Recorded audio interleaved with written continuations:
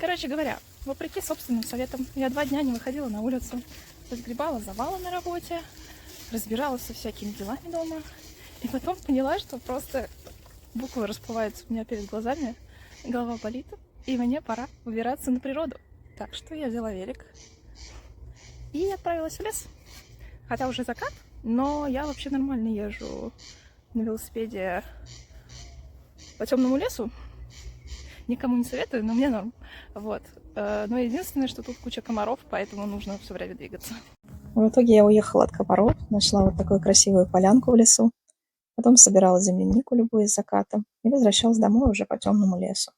А дома заварила зверобой, который нашла в поле.